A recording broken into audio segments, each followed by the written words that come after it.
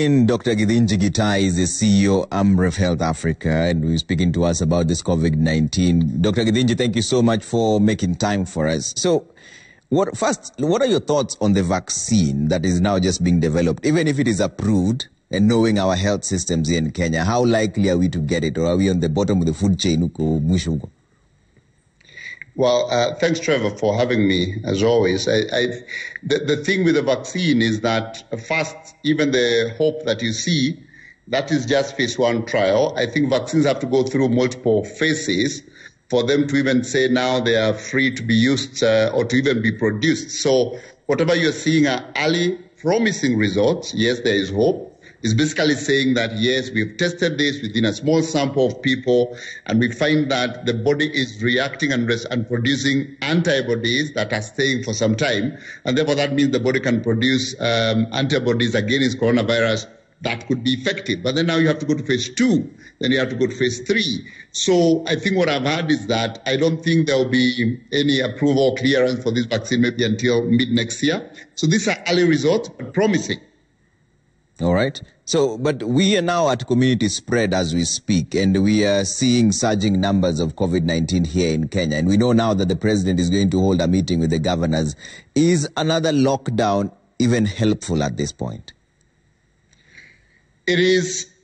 You see, as we've said before, lockdowns are done for a purpose. They are not done to ward off or to clean off the vaccine. The lockdowns are done so that you can prepare, so that maybe you can do a lockdown in a particular area and reduce the rate of transmission, or you do a lockdown, or you do what we call reverse lockdown or reverse isolation, where you have people at risk and you ask them to stay home. And we have seen countries that actually insist people above a certain age stay home. That's called reverse lockdown or reverse isolation. But doing a general lockdown is only useful for preparation. So where we are right now, the feeling we get is that we have a certain level of preparedness.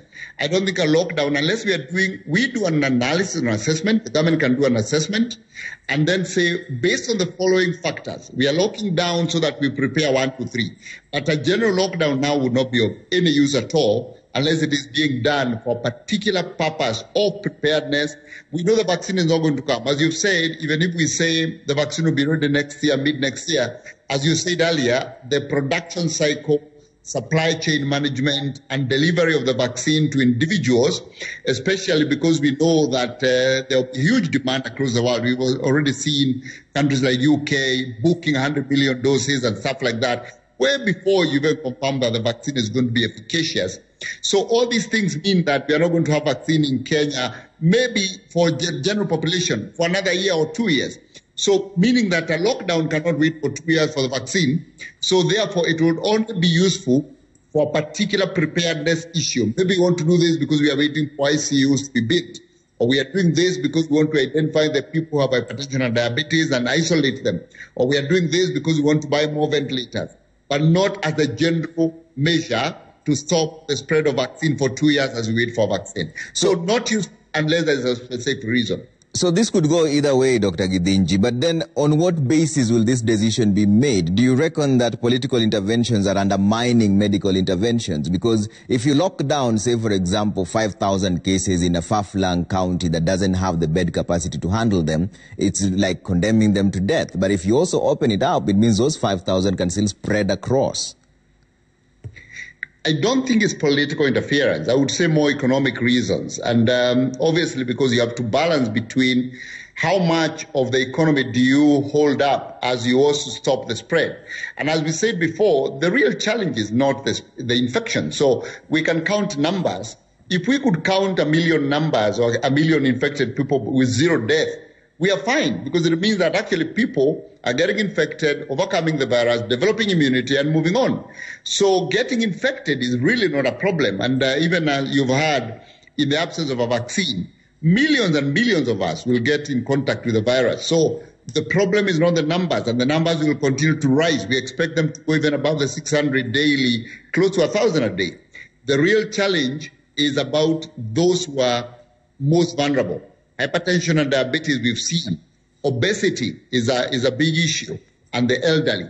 So this is really what we should focus on, so that even as we're thinking about isolation or lockdown, we should be thinking about reverse isolation, shielding the most vulnerable.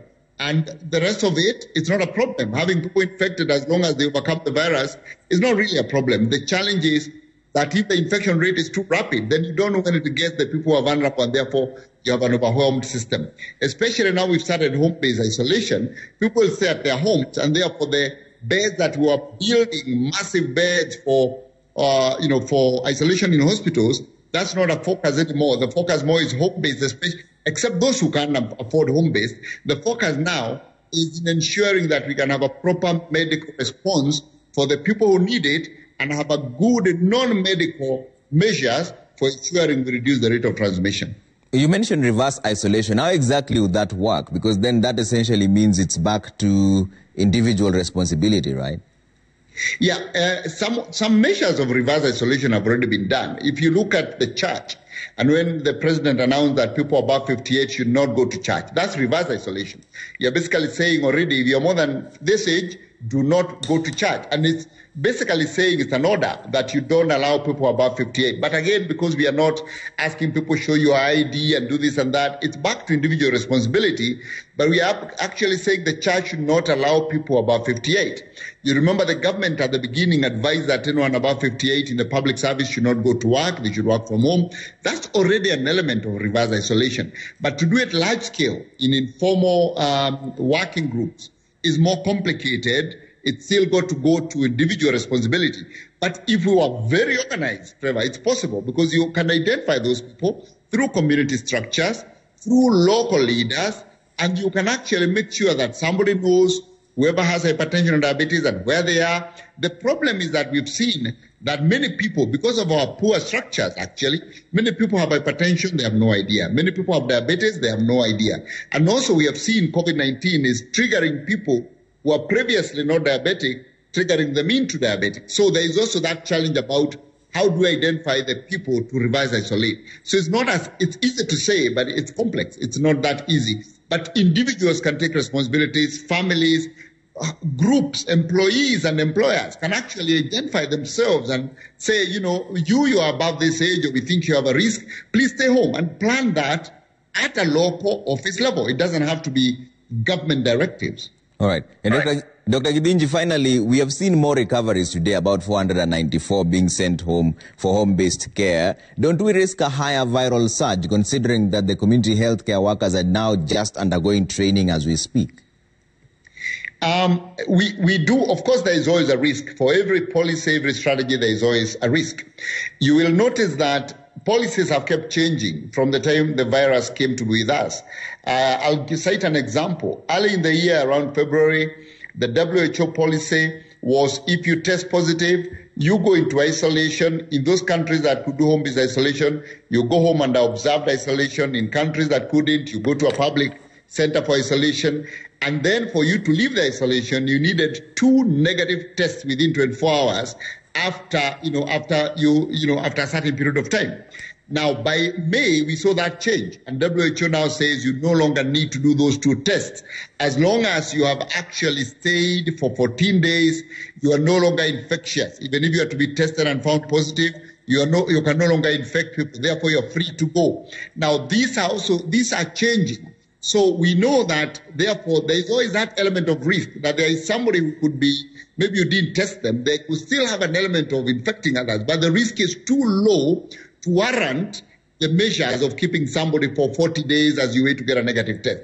So every policy, every guideline that's reviewed has a risk, but it's a risk-benefit analysis. All right. Thank you so much for speaking to us this evening. Dr. Githinji Gitahi is the CEO of Amref Health Africa. Asante sana for that conversation. Let's talk about